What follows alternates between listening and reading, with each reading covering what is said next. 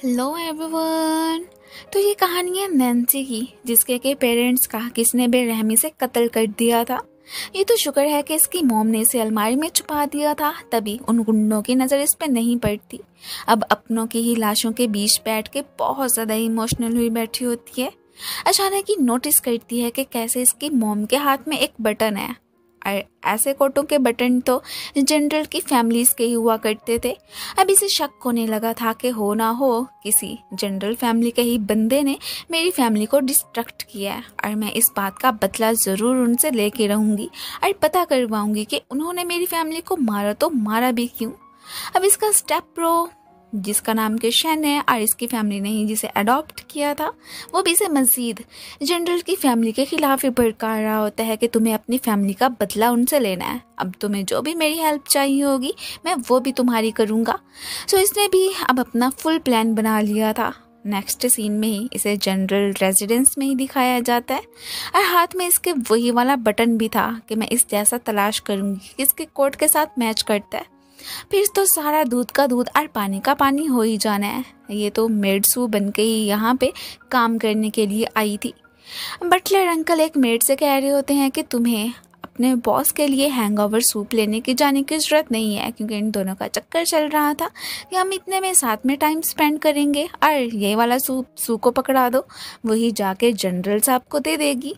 अब जैसे ही उनके लिए सूप लेके जा रही थी तो अचानक ही, जो कि बहुत ज़्यादा ही टुन थे, इसे पकड़ लेते हैं। ये हमारे ड्रामे का है मेन लीड मिस्टर जैन, जो कि एक जनरल है।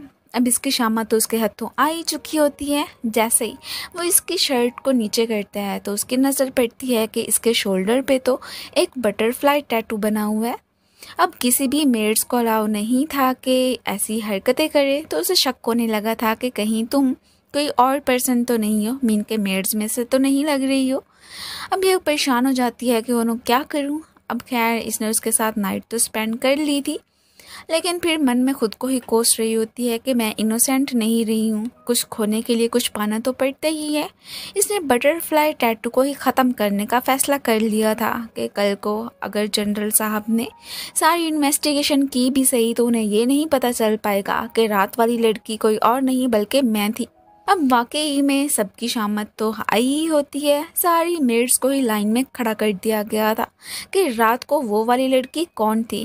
और जैसे ही उसकी नज़र पड़ती है सू पे, उसे शक होने लगा था जैसे कि इसके साथ वो स्ट्रेंज फीलिंग आती है, वो किसी और मेड के साथ नहीं आ रही थी, खुद ब खुद ही इसकी तरफ अट्रैक्ट होता है एंड पूछने लगा था कि क्या कल रात वाली मेड तुम हो। ये तो साफ झूठ बोल देती है कि बिल्कुल भी नहीं, मैं तो अपने रूम से भी बाहर नहीं निकली थी क्योंकि मेरी तबीयत ख़राब थी।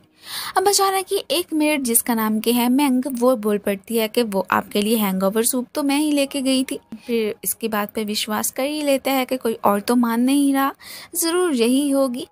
इसका ट्रांसफ़र उसने अपने क्लोज रेजिडेंस में ही कर दिया था। अब इसे ये भी कहा जाता है कि तुम अपने लिए कोई पर्सनल मेड सेलेक्ट करना चाहती हो तो बिल्कुल कर सकती हो। ये इशारा करती है मिस सू की तरफ कि यही जानती है कि रात को तो ये खुद हैंगओवर सूप लेके गई थी। मेरा बटलर के साथ अफेयर भी चल रहा है, इस बारे में किसी को मत बताए, तो बेहतर यही रहेगा कि मैं इसे अपने आसपास ही रखूं, और जब टाइम मिलेगा इसे काम से भी फारिग करवा दूंगी। नैन्सी तो बहुत ज़्यादा ही खुश लग रही थी कि मैंग ने उसे चूज़ किया है। अब बस इसी बहाने से ही तो वो सारी इन्वेस्टिगेशन करेगी। इधर मैंग इससे पूछ रही होती है कि रात को हैंगओवर सूप तो तुम ही बॉस को देने के लिए गई थी, तूने झूठ क्यों बोला कि जैसे कि तुम अपने रूम से भी बाहर नहीं निकली।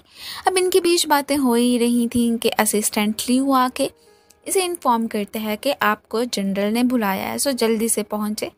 मैंग तो बहुत ही एटीट्यूड के साथ जाने लगी थी, साथ ही साथ इसे भी लेके आई होती है कि तुम बाहर मेरा वेट करना और मैं आती हूँ थोड़ी देर में। जैन के हाथ में ड्रिंक थी, वो लेके पीने ही लगती है और उसके बाद बेहोश भी हो गई थी। वो तो ये जानना चाहता था कि इसके शोल्डर पे वो बटरफ्लाई टैटू है कि नहीं, या ये मुझसे झूठ बोल रही थी। और बस देखने पे इसे मालूम हो जाता है कि इसके शोल्डर पे तो वो टैटू है ही नहीं, मीन के मैंग ने मुझसे झूठ बोला था। अब ये बेहोश थी, इसलिए उसने इसे बेड के नीचे ही धकेल दिया होता है कि इसे क्या ही खबर होगी कि मैंने इसके साथ क्या किया है।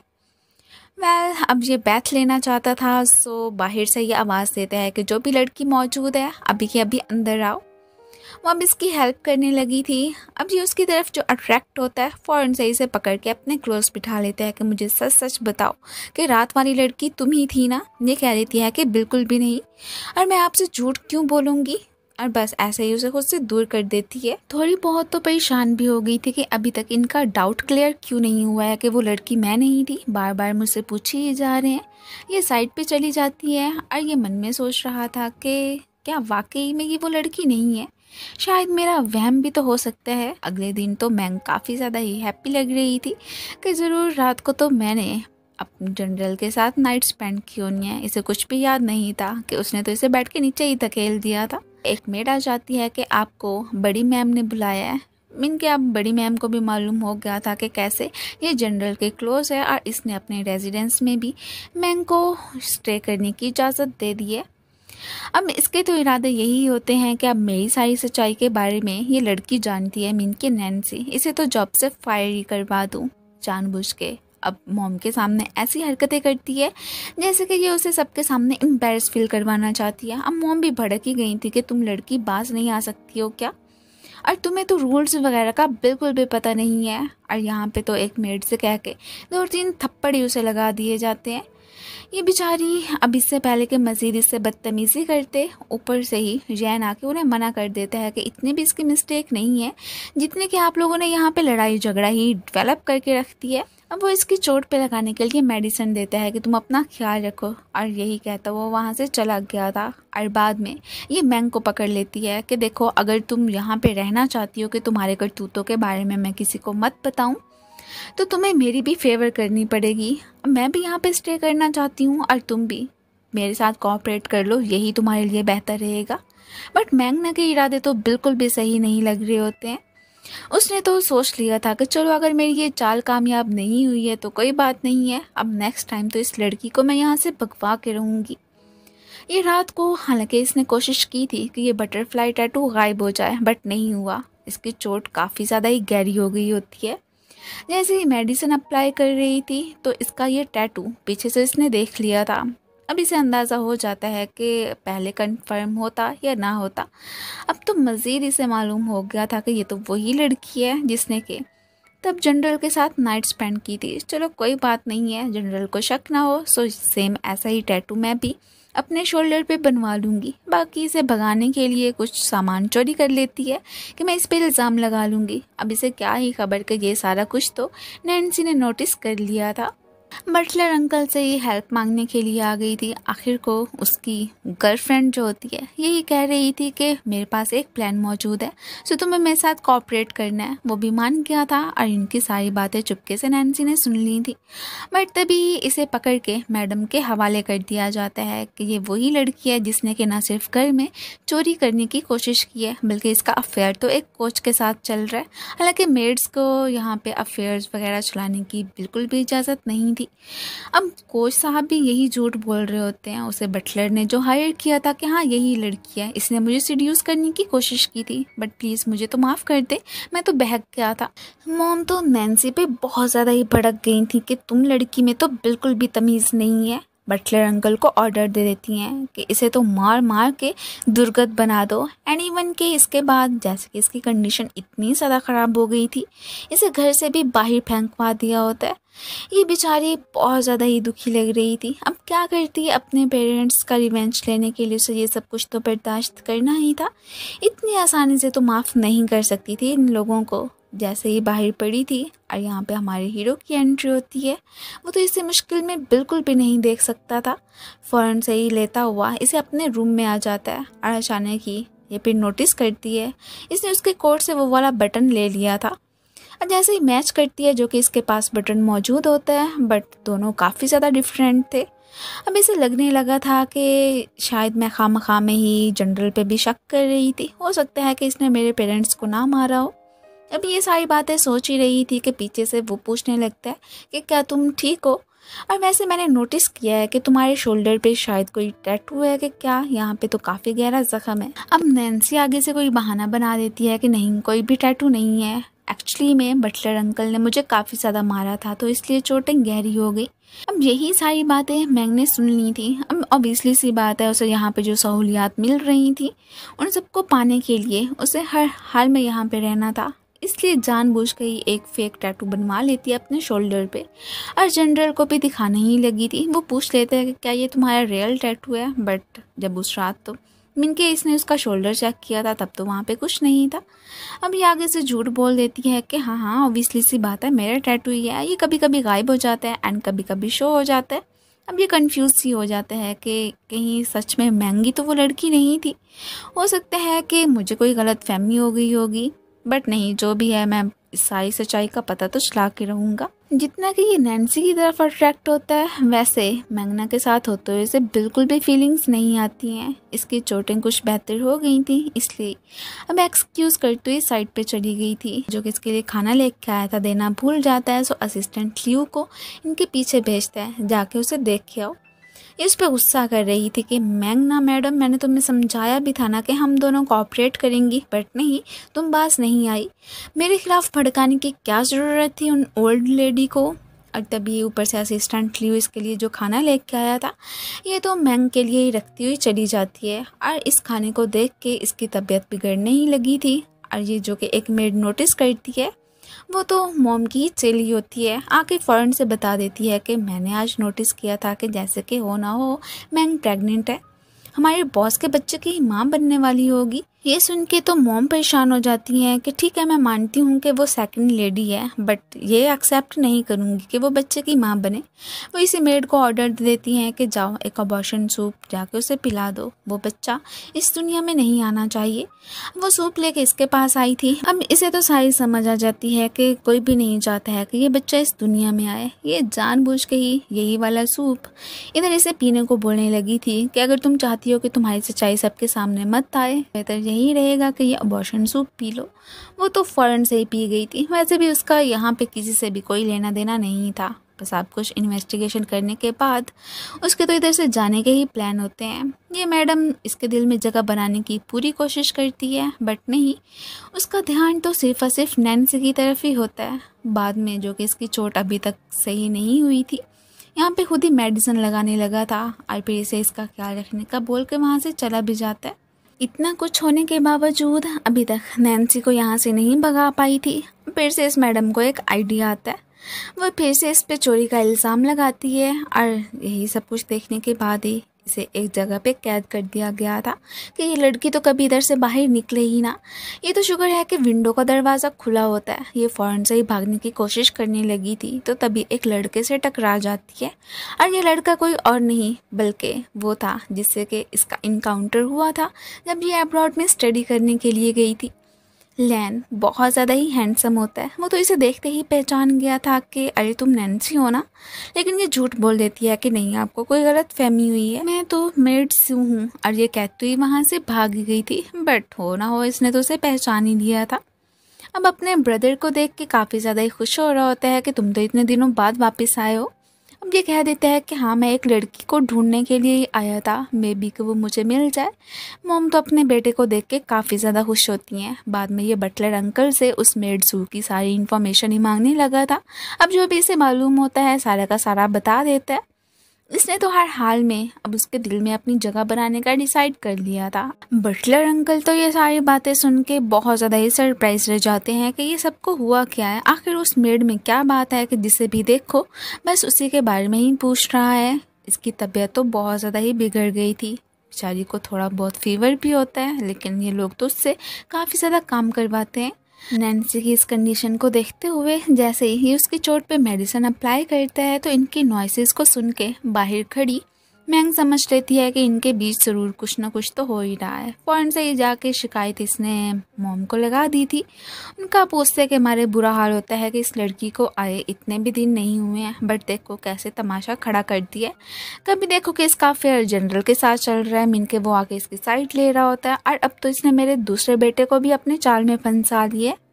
वो तो इसे पनिश करना चाहती थी। यही सब कुछ देखते हुए ऊपर से हमारा हीरो भी आ जाता है। वो तो हर हाल में नैन्सी को ही प्रोटेक्ट करता है। अब मोम से भी कहने लगा था कि देखें, आप खामखा में इस पे इल्ज़ाम लगाना बंद करें। जो बात पता नहीं होती है बस आप तो उसी को ही जानने की कोशिश करती हैं। ये सारे रूमर्स ही हैं। मैंने खुद ही टिंग लैन को भेजा था, उसकी तबीयत ख़राब थी कि जाके कुछ मेडिसिन देख के आए, वरना कि और क्या बात हो सकती है। बाद में अब इन दोनों को साथ में बैठे हुए देख के इसे काफ़ी ज़्यादा जलन भी हो रही थी कि हो ना हो टिंग लैन पहले से इस लड़की को जानता है, वरना कि इतना क्लोज तो बिल्कुल भी ना जाता उसके। जैसे ही वो इसे मेडिसिन सप्लाई करने के बाद चला गया था तो ये अब नैन्सी को अपने आड़ों हाथों लेता है कि मुझे सच सच बताओ कि तुम टिंग लैन को जानती हो ना। ये कह देती है कि बिल्कुल भी नहीं, बस वो खुद ही मेरे साथ फ्रैंक हो रहे हैं। अब मैं क्या ही कर सकती हूँ। अब ये भी उसकी बात पे विश्वास कर ही लेता है कि ठीक है, मैं मान लेता हूँ कि तुम्हारा उससे कोई भी रिलेशनशिप नहीं है। बाकी जो इसकी चोट पे मेडिसिन रह गई थी वो खुद ही उसने अप्लाई कर दी होती हैं। बहरहाल जो भी था, इसने असिस्टेंट लियो को ऑर्डर दे दिया था कि ये जो मियर्डसू है इसका सारा बायोडाटा निकलवाओ, और ये टिंग लैन को कैसे जानती है ये भी। बाकी जब तक के ये ठीक ना हो जाती तब तक तो वो इसे काम नहीं करने दे सकता था, इसलिए कुछ देता है कि ये जाके ज़रा मैंग को पकड़ा देना। अब असिस्टेंट लियो ये गिफ्ट देने के साथ साथ ये भी कहता है कि बॉस का ऑर्डर है कि कुछ दिन नैन्सी आपके यहाँ काम करने के लिए नहीं आएगी। इसे काफ़ी ज़्यादा गुस्सा आता है कि इसका मतलब है कि मेरी जगह पे जनरल के दिल में नैन्सी ने जगह बना लिया, और मैं नहीं चाहती हूँ कि ये लोग मुझे अभी घर से बाहर निकालें। इसलिए मॉम को आके फिर से ही नैन्सी के खिलाफ भड़काने लगी थी, और ये भी कहती हैं कि आपको उसे कोई काम देना चाहिए। देखो कि कैसे लाडली बनी फिर रही है, आपके पहले बेटे की भी एंड दूसरे बेटे की भी। अब इसे लाइब्रेरी में भेज दिया गया था, वैसे वहाँ पे जाना तो किसी को भी अलाउ नहीं था। अब ये तो मन में खुश हो रही होती है कि ये तो अच्छा ही हुआ। वैसे भी मैंने खुद ही यहाँ पे आके कुछ इन्वेस्टिगेशन करनी थी, क्योंकि इसे वही बटन के डिज़ाइंस देखने थे कि वो किस कोड के साथ मैच करते हैं, और तलाश करने के बाद कुछ ना कुछ तो मुझे इधर मिल ही जाएगा। अब जैसे ही इसकी नज़र एक फ़ोटो पे पड़ी थी जिसमें कि ये तीनों भाई खड़े थे। मीन के एक तो जनरल जैन होता है, सेकंड टिंग लैन, और इनका एक और भाई भी था टियान। वो अभी स्टडी करने के लिए अब्रॉड ही गया हुआ था। अचानक ही पीछे से टिंग लैन की आवाज़ सुन के इससे पहले कि नीचे गिरती वो इसे थाम लेता है, और इसने चुपके से उसके कोट से बटन भी उतार लिया था कि ये भी मैं मैच करूँगी। हो सकता है कि मेरे पेरेंट्स की डेथ के पीछे टिंग लैन का भी हाथ हो। अब जैसे ही ये उसे यहाँ से चले जाने को बोलने लगी थी कि पहले ही हमारे खिलाफ रूमर्स फैल गए थे कि हम दोनों के बीच कुछ हुआ था, हालांकि ऐसी कोई बात नहीं थी। अब मैं नहीं चाहती हूँ कि मज़ीद लोग बातें बनाएं। मुझे पहले भी बहुत सारी डांट सुननी पड़ी थी। अब वो तो फ़ौरन से ही इसके पास जो वो तीनों भाइयों वाली फ़ोटो थी वो बाहर ला के उसे आग लगा देता है। अब अपने भाइयों की फ़ोटो को इसने क्यों आग लगाई वो भी एक बहुत ही बिग सीक्रेट है, मैं आपको लास्ट पे बताऊंगी। अब ये उस बटन को भी मैच करती है बट वो भी मैच नहीं होता। अब इतनी इन्वेस्टिगेशन करने के बावजूद भी इसे पता नहीं चल पा रहा था कि इसके पेरेंट्स की डेथ के पीछे क्या जनरल फैमिली का हाथ है भी सही कि नहीं। रैन को जब से मालूम हुआ था कि कैसे लाइब्रेरी में सफाई करवाने के लिए मॉम ने नैन्सी को भेज दिया, उसकी टेंशन होने लगी थी कि पता नहीं उसने खाना भी खाया होगा कि नहीं। एक तो मॉम भी ना पता नहीं क्या क्या करती रहती है, किचन में उसके लिए खाना लेने के लिए आया होता है, बट तभी टिंग लैन ने ऑर्डर जो किया हुआ था वो लेता हुआ वहाँ से भाग जाता है। अब वो वही वाला खाना सीधा नैन्सी के पास ही लेके आ गया था कि मुझे तो तुम्हारी चिंता हो रही थी, मैं जितना भी तुमसे दूर रहने की कोशिश करता हूँ नहीं रह पाता हूँ, जल्दी से खाना खा लो, ये सारी सफाइयाँ वगैरह तो मैं तुम्हारे साथ मिलकर ही कर लूँगा। बट ये उसे यहाँ से जाने को ही बोल रही थी कि ऐसे ही फिर सारे लोग पता नहीं क्या क्या समझेंगे, बट वो नहीं जाने वाला होता है। और अचानक ही इसकी नज़र पड़ जाती है रैन पे भी, मीन कि वो खुद भी इसके लिए खाना ही लिए फिर रहा था बट उसे देता नहीं है। अब तो उसे पक्का पक्का लगने लग जाता है कि ज़रूर मेरे भाई और नैन्सी के बीच कुछ ना कुछ तो चल रहा है। वो इसे प्रोटेक्ट करने की कोशिश करता है कि आप इसे कुछ भी मत बोलना, मैं खुद ही इसे यहाँ पे खाना देने के लिए आया था। अब ये उसे यहाँ से चले जाने को ही बोल देती है कि मैंने आपको पहले भी कहा था ना कि ये सब कुछ मैं कर लूँगी, आपको मेरी हेल्प करने की ज़रूरत नहीं है। देखा ना, हमेशा कुछ ना कुछ गड़बड़ी हो ही जाती है। ये दोनों जैसे ही वहाँ से जाते हैं तो पीछे से किसी बंदे ने आके नैन्सी को पकड़ लिया था। और शिकायत लगा दी जाती है कि कैसे लाइब्रेरी में उस नैन्सी का फिर से किसी और बंदे के साथ अफेयर चल रहा है। इस लड़की को तो बिल्कुल भी शर्म नहीं है, इसे यहाँ से निकाल ही दिया जाए तो यही सबके लिए बेहतर होगा, वरना ये तो हमारे इस रेजिडेंस की ही खराब कर रही है रेपुटेशन को। अब जैसे ही मॉम उधर देखने के लिए आती हैं तो सामने से उनकी नज़र पड़ती है कि इधर तो जैन खुद बैठा हुआ है। एक्चुअली में इसे उसकी चिंता हो रही थी। जैसे ही बाद में नैन्सी को देखने के लिए आया था तो एक बंदा उसे बदतमीजी किए जा रहा था, इसने उसे साइड पे कर दिया था और खुद भी नैन्सी को प्रोटेक्ट करने लगा था। अब मॉम को भी समझ आ ही जाती है कि हो ना हो ये नैन्सी को पसंद करता है। वेल ये तो उसे लेता हुआ अब अपने रूम में ही पहुंच आया होता है। दोनों काफ़ी ज़्यादा क्लोज आ गए थे। इसे ड्रग्स दी गई थी, इसकी कंडीशन ख़राब होती है। वो तो जब जैसे उसे किस करती है ना, अब तो जैन भी अपने इमोशंस पे कंट्रोल नहीं कर पाता और दोनों ही इंटीमेट हो गए थे।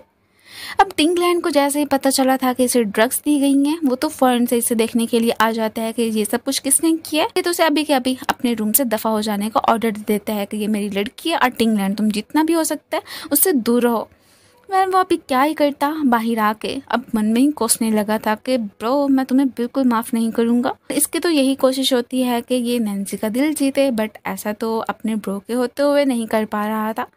अगले दिन जैसे ही नैन्सी की आंख खुलती है, इससे पहले कि उससे कुछ भी पूछने की कोशिश करता तभी मेड इनके लिए खाना लेके आ गई थी। मैंग को तो बहुत ज़्यादा ही गुस्सा होता है कि ये लड़की नैन्सी, इसे मैं जितना यहाँ से निकालने की कोशिश करती हूँ फिर से किसी बहाने से इस घर में घुस ही आती है। खैर कोई नहीं है।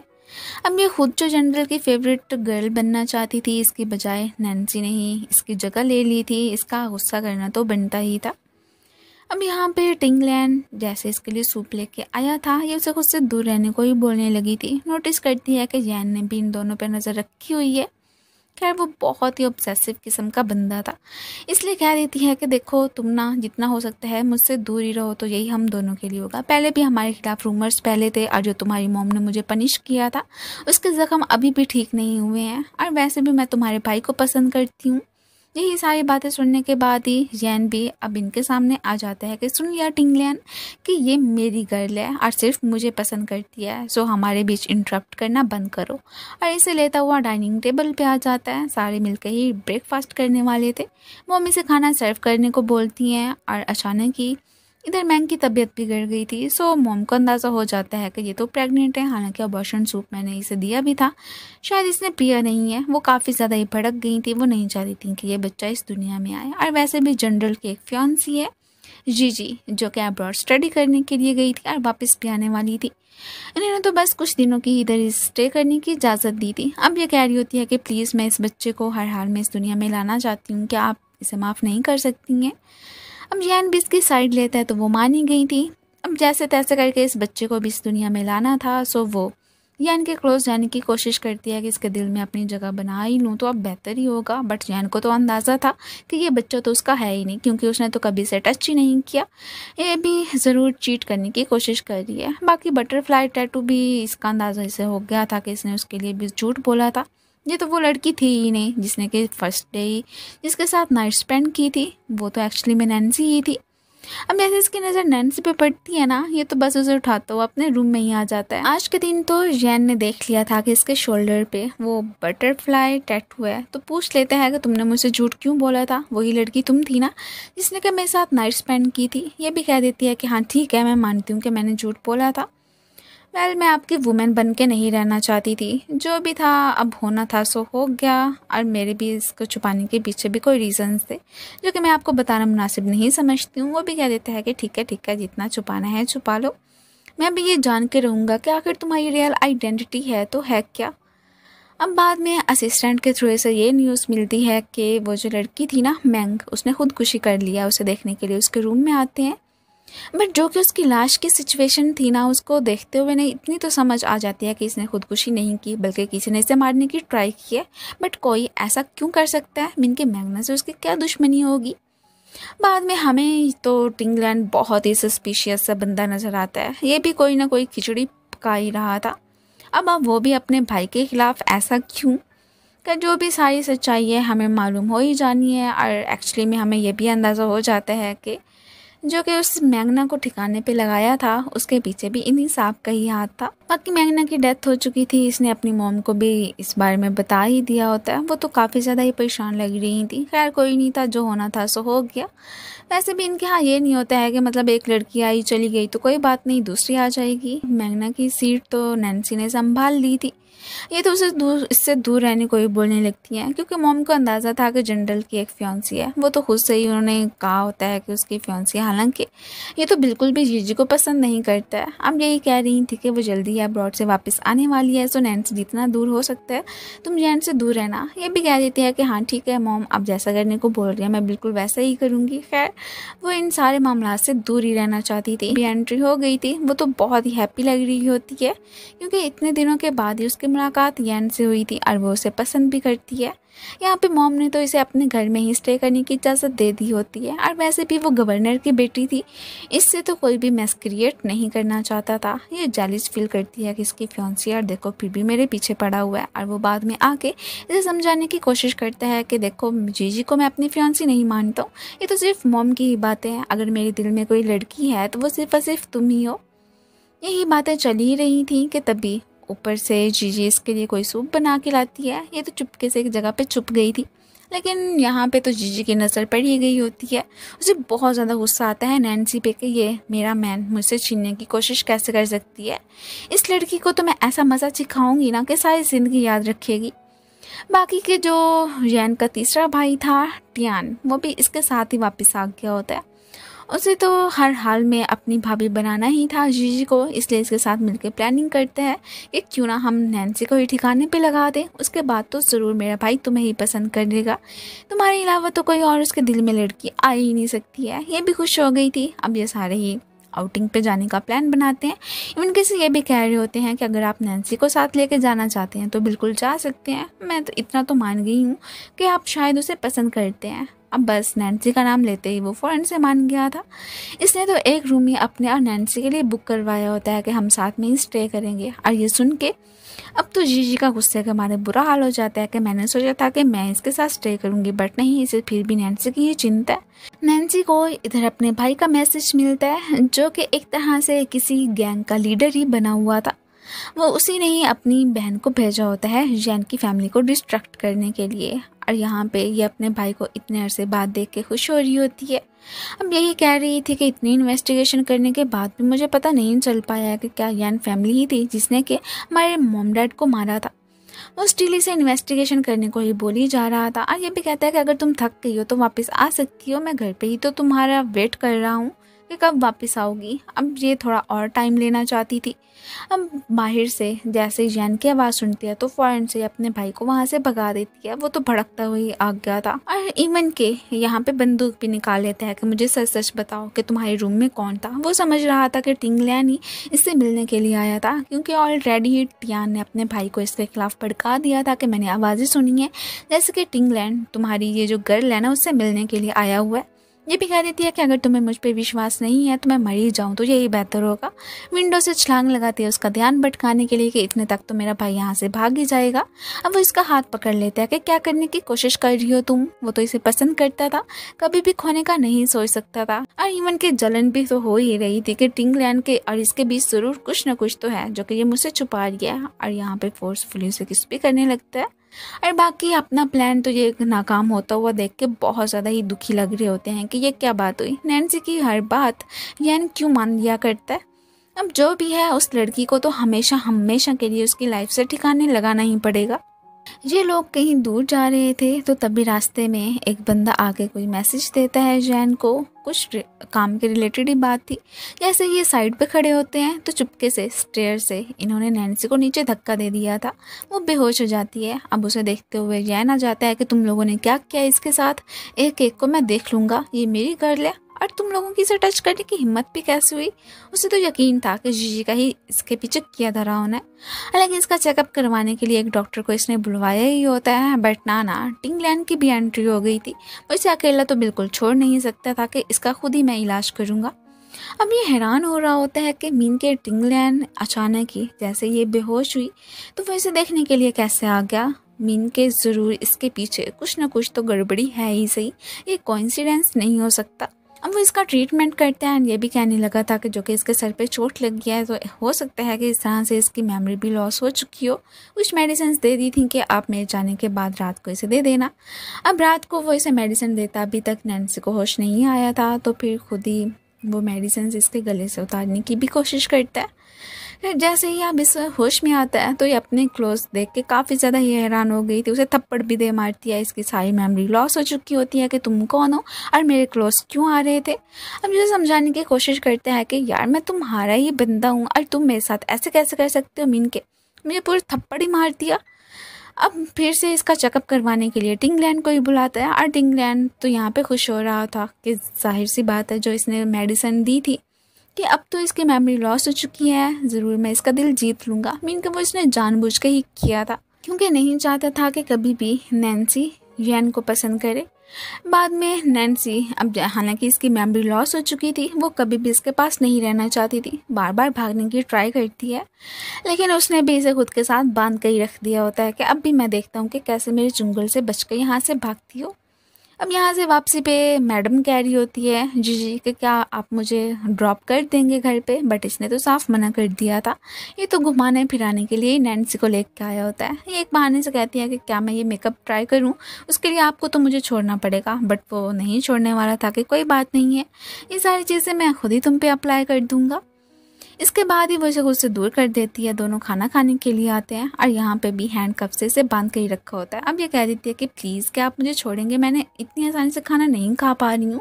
फिर अब की बार फाइन डिवर्स की बात मान लेता है और ये जैसे ही स्माइल कर करके मज़े मज़े से खाना खा रही थी और क्यूट क्यूट सी हरकतें कर रही थी, इसे तो काफ़ी ज़्यादा ही पर्सनालिटी चेंज लगती है कि क्या ये पहले वाली नैन्सी है या कि बदल चुकी है। इसकी रियल पर्सनालिटी है तो है क्या। मेमोरी लॉस होने के बाद तो इसकी पर्सनालिटी बहुत ही डिफरेंट हो चुकी है।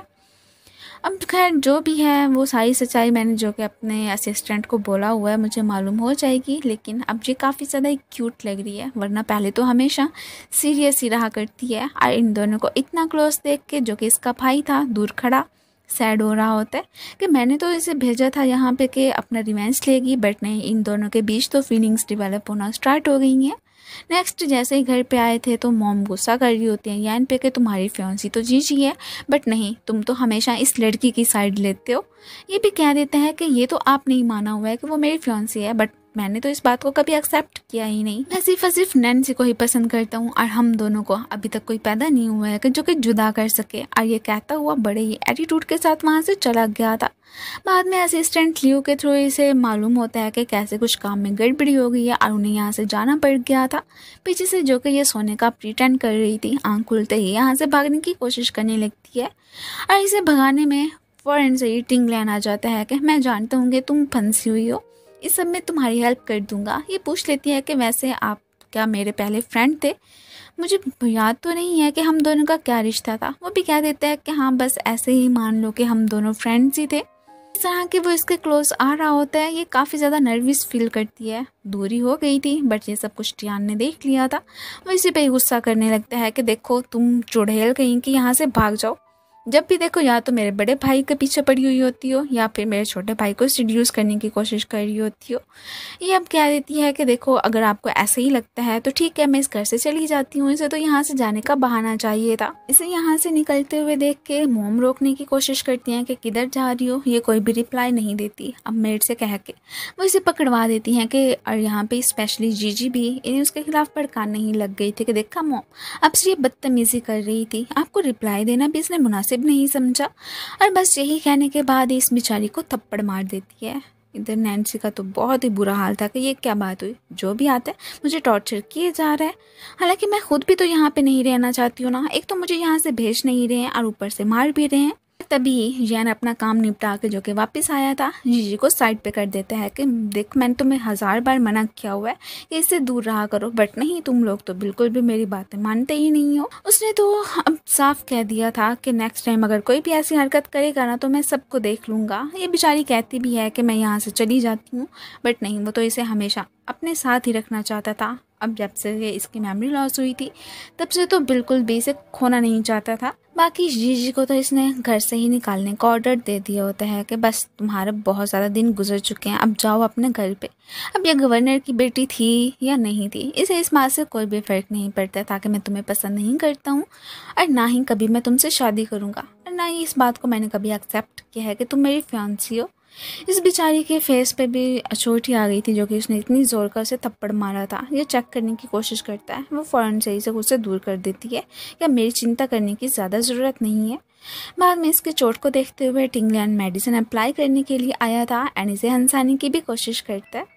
इन दोनों को साथ में देख के तो और ज़्यादा ही जैन का जलन के मारे बुरा हाल हो गया था। वो तो टिंगलियन को यहाँ से भेज देता है और इससे भी पूछने लगा था कि जब मैं तुम्हारे क्लोज आता हूँ तब तुम्हारी हंसी बंद हो जाती है, बट टिंगलियन को देख के कैसे खिलखिला के हंस रही होती हो तुम। घर पे आके तो जीजी बहुत ज़्यादा ही भड़की लग रही होती है कि मैं जिस लड़के को पसंद करती थी उस मनहूस मारी लड़की ने मुझसे छीन ही लिया। तभी इसके डैड गवर्नर आ जाते हैं कि तुम्हें टेंशन लेने की ज़रूरत नहीं है, वैसे भी कोई बात नहीं है कि अगर वो तुम्हें पसंद नहीं करता है तो जैन को छोड़ो, मैं तुम्हारे लिए एक बहुत ही अच्छा सा लड़का ढूंढ के लाऊंगा। और यहाँ पे मुझसे मिलने के लिए एक गैंग के लीडर भी आए हुए हैं शैन, वो ज़रूर तुम्हें पसंद आएंगे। और इसके बाद ही वो अपनी बेटी को उससे इंट्रोड्यूस करवाता है। वो तो यही चाहते हैं कि इन दोनों की शादी हो जाए। बाकी शैन ने भी अपनी दोस्ती के हाथ गवर्नर के साथ बढ़ा ही लिए होते हैं, खैर वो भी इसकी बेटी से शादी करने के लिए भी तैयार हो ही जाता है कि डेट करने में क्या हर्ज है। और बाकी इस कंट्री को तो कंट्रोल करने का वैसे ही उसने प्लान बना के रखा हुआ था। दूसरी तरफ ही नैन्सी जैन पे भड़की हुई होती है कि आपकी वजह से ना मुझे यहाँ पे सब कुछ बर्दाश्त करना पड़ रहा है, यही मुझे यहाँ से भेज देते तो कोई मुझे कुछ तो ना कहता ना, बट ये इतनी आसानी से तो इसे यहाँ से नहीं जाने दे सकता था। अब इसे काम डाउन रहने को ही बोलने लगता है। तभी असिस्टेंट लियो इसे बताते हैं कि आपसे बाहरी गवर्नर मिलने के लिए आए हैं। गवर्नर ने जो कि शैन के कहने पे एक प्लान बना के रखा था कि इनकी फैमिली को आज ही यहाँ से दूर लेके जाना था, स्पेशली कि जैन को कि वो इधर से चला ही जाए, इसके बाद हम इसकी फैमिली पे अटैक करेंगे, क्योंकि गवर्नर भी यही चाहते हैं कि इसकी फैमिली को डिस्ट्रैक्ट करने के बाद ही यहाँ पे शैन और इसकी ही हुक्मरानी हो। अब ये सारा तो शैन का ही प्लान होता है, अब वो कैसे उसकी बात को टाल सकता था। उसे लेके जाने के बाद ही इधर पहले तो बटलर अंकल को मार दिया गया था और बाकी रहा टिंगलियन, उसने तो आके अपने भाई को ही मार दिया होता है। सो ये टिंगलियन नहीं है, यहाँ पे टिंगलियन की आइडेंटिटी के साथ ये तो शैन यहाँ पे मौजूद था। मीन कि इसने तो अपने फेस को भी कुछ ऐसे से बना दिया होता है कि सारे लोगों को यही लगता है कि ये टिंगलियन है। इधर बटलर अंकल की बॉडी को देख के काफ़ी ज़्यादा ही घबरा गई थी, आके एक जगह पे छुप जाती है। इससे पहले कि कोई बंदा इसे मारने के लिए आता तो टिंगलियन आ जाता है इसे बचाने के लिए। इन एक तरह से तो उसके सामने ऐसे प्रिटेंड कर रहा था कि जैसे उसे सबसे ज़्यादा चिंता इसी की है और इसे इन लोगों से प्रोटेक्ट करके यहाँ से भगा के लेके जाएगा। बट उसे क्या ही मालूम कि जैन कभी भी इस लड़की को खोना नहीं चाहता है और ना ही चाहता है कि कभी कोई इसे इससे जुदा करे। एक बंदा जैसे ही जैन पे अटैक करने की कोशिश करता है तो सामने से नैन्सी आ गई थी। उसने खुद की लाइफ को दांव पे लगा के इसे बचा लिया था। अब तो फिर इसे भी अंदाज़ा हो जाता है कि सिर्फ मैं नहीं बल्कि नैन्सी भी मुझे पसंद करती है। वो इसे उठाता हुआ वहाँ से लेके चला गया था। अब कुछ दिनों के बाद ही दिखाया जाता है कि नैन्सी की तबीयत ठीक हो गई थी और इन दोनों को साथ में देख के जो तो आग टिंगलियन मीन के शैन को लगी हुई होती है ना, उस बात का अंदाज़ा तो कोई लगा भी नहीं सकता। यहाँ पे हमें इतना तो मालूम हो जाता है कि ये जैसे कि जैन की फैमिली को डिस्ट्रैक्ट करना चाहता है, बट इसके बीच अब नैन्सी आ रही थी। अब इसके इरादे होते हैं कि इन दोनों को ही जुदा कर दूँ और नैन्सी को अपने घर पे ही लेके चला जाऊँ। बाकी असिस्टेंट ने जो कि सारी इन्वेस्टिगेशन कर ली थी कि ये मेड सू कौन है, वो सारी की सारी इन्हें आके बता देता है। सो इसे मालूम हो जाता है कि ये तो जस्ट मेड सू बनने का प्रिटेंड कर रही थी, हालांकि शैन फैमिली से इसका ताल्लुक है और ये नैन्सी है और नैन्सी कोई और नहीं बल्कि इसके चाइल्डहुड फ्रेंड ही थी। दोनों का बचपन काफ़ी अच्छा गुजरा था और जो बटरफ्लाई टैटू ये समझता आया था, एक्चुअली में बचपन में इसे बचाने के चक्कर में उसके शोल्डर पे वो निशान रह गया था। ये तो सारी ज़िंदगी उसे ढूंढता आया कि वो लड़की कहाँ गायब हो गई, जिससे कि ये बचपन से ही इतना ज़्यादा पसंद करने लगा था, बट कभी भी उसका कोई क्लू नहीं मिला। बाद में इसे यही न्यूज़ मिली थी कि शैन फैमिली को किसी ने कत्ल कर दिया। ये एंड टाइम पे पहुंचा था कि इसे मालूम हो जाए कि नैन्सी किधर है। आगे से इसकी मुलाकात नैन्सी की मॉम से हो गई थी। वो कुछ होश में थी और उन्होंने ही अपनी बेटी की रिस्पॉन्सिबिलिटी इसको दे दी थी कि मेरे बाद ना मेरी बेटी का ख्याल रखना। इसके बाद वो तो वहाँ से चल बसी थी। और ये तो मन में सोच रहा होता है कि फाइनली नैन्सी तो मुझे मिल ही गई, लेकिन फ़िलहाल तो नैन्सी के सामने शो नहीं करवाता है कि ये उसकी रियल आइडेंटिटी को जान चुका है। दूसरी तरफ ही अब शैन को ही दिखाया जाता है, जिसने कि फुल प्लान बना लिया था कि उसकी मेमोरी चली गई थी ना मीन के नैन्सी की। अब हर हाल में मुझे उसकी मेमोरी को वापस लाना है, क्योंकि इसने कभी भी नहीं सोचा था कि वो और जैन एक दूसरे को इतना ज़्यादा पसंद करने लगेंगे। अब उसने एक मेड से कहा कि इसे पैगाम भिजवाया होता है और फ़ोटो भी साथ में ही थी, जो कि इसे फैमिलियर सी लगती है, यही कि आज कल दोपहर को एक रेस्टोरेंट पे मुझसे मिलने के लिए आना। अब ये उसी रेस्टोरेंट पे जाने की ज़िद करती है जैन के सामने। अब ये कुछ भी कहती है और वो मना कर देता है, ऐसे कैसे हो सकता था। इसे एक टेबल पे बिठाने के बाद खुद तो काम के सिलसिले में साइड पे चला गया था और पीछे से ही ये नोटिस करती है कि जैसे कि एक लड़के के साथ इधर यही मैडम जीजी पहुंची हुई है। क्या जीजी को लाने का प्लान तो इधर शैन साहब का ही था कि चलो इसी बहाने से ही मेरी मुलाकात हो जाएगी इससे और मैं इसकी सारी मेमोरीज वापस ला के रहूँगा। अब जीजी से देख के ही भड़क रही होती है कि तुम्हारी तो एक मेड होते हुए यहाँ पे आने की हैसियत ही नहीं है, तुम इधर क्या कर रही हो। यही सब कुछ सुनना था। अब शैन तो इसे उससे दूर कर देता है कि मैंने नहीं सोचा था कि तुम इतनी बदतमीज़ लड़की होगी। अब ये तो इसी तरह से गुस्से में आके इस बेचारी को धक्का दे देती है कि जो भी देखो हर लड़का तुम्हारी फेवर कर रहा है। मीन के पहले दूसरा ब्रो तुम्हें पसंद करता था, फिर सेकंड यंग मास्टर भी तुम्हें पसंद करने लगे एंड अब ये शैन भी तुम्हारी फेवर कर रहा है। साइड पे लगने की वजह से ये बेहोश हो गई थी और जैन इसे उठाता हुआ फिर फ़ौरन से ही घर पे लेके आ जाता है। अब सर पे चोट लगने की वजह से इसकी सारी मेमोरीज वापस आ गई थी और ये उससे दूर दूर ही रहती है, क्योंकि अब इसे अंदाज़ा हो गया था कि ये मेरा दुश्मन है और मैंने तो अपना रिवेंज लेने के लिए इस फैमिली में कदम रखे थे। इसके क्लोज जाने का तो मैं कभी सोचा भी नहीं था और देखो मेरे साथ क्या हो गया। खैर कोई नहीं है, बहुत जल्दी मैं इस बात का पता चला ही लूँगी कि मेरे पेरेंट्स की डेथ के पीछे आखिर हाथ था तो था किसका। बाकी शैन का साथ देने के लिए अब की बार गवर्नर ने यही शर्त रखी थी कि तुम्हें मेरी बेटी से शादी करनी पड़ेगी। वो भी मान जाता है जी से शादी करने के लिए और इनके बीच तो कॉपरेशन फाइनली हो ही चुकी थी कि बहुत सोचने समझने के बाद ही। बाद में नैन्सी को इसे भाई का एक मैसेज मिलता है जो कि इसे अपने घर पे ही मिलने के लिए बुलवा रहे थे और ये भी फाइनली उसे मिलने के लिए पहुंच आई होती है। और यहाँ पे ये उसे अपने काम करने को ही बोलने लगा था कि तुम्हें जनरल के रेजिडेंस में जो एक वो ऑफिस है ना, वहाँ पे जाके कुछ डॉक्यूमेंट्स ला के मुझे देने हैं। तुम्हें पता तो है ना कि हम उनकी फैमिली को ही तबाह करना चाहते हैं, तो उसके लिए जो तुम्हें करने को बोल रहा हूँ ना बस वही करना पड़ेगा। ये भी एक तरह से अपने भाई के कहने में आ ही चुकी थी। जैसे ही आके ऑफिस में कुछ तलाश करने की कोशिश करती है तो इसकी नज़र अपनी फ़ोटो पे पड़ गई थी और ये भी कि कैसे एक फ़ाइल में इसकी सारी इन्फॉर्मेशन मौजूद है। मीन कि इसका बायोडाटा निकलवा ही लिया हुआ है उन साहब ने, मीन के जैन ने। वो मेरी रियल आइडेंटिटी के बारे में जानता है और ऐसा होने के बावजूद भी वो मेरे साथ ही खिलवाड़ करता रहा। मीन के मुझे बेवकूफ़ उसने समझ के रखा हुआ था। अब इसके जाने के बाद ही पीछे से टिंगलैन मीन के जो कि शन बना हुआ है वो आके ऑफिस की तलाशी लेता है, बट जो कुछ उसे चाहिए था वो यहाँ से उसे मिला ही नहीं था। ऑलरेडी ही जैन ने कहीं और ट्रांसफ़र कर दिया होता है। ये घर पे आके अपने भाई से ही बोल रही होती है कि आपने बिल्कुल सही कहा था कि जैन बिल्कुल भी अच्छा बंदा नहीं है। ठीक है, मैं मानती हूँ कि मेरे दिल में उसे लेके फीलिंग्स डेवलप हो गई थी, बट मैं कभी भी ये नहीं चाहती हूँ कि अब हम दोनों एक हो जाएं। इन दोनों को साथ में देख के जीजी आई थी जो कि शैन के लिए सूप बना के लाई होती है। बहुत ज़्यादा ही भड़क गई होती है कि ये क्या बात हुई कि जिस भी लड़के के क्लोज मैं जाने की कोशिश करती हूँ उसके क्लोज ये आ जाती है। क्या अब उसे क्या ही पता कि ये दो तो बहन भाई हैं।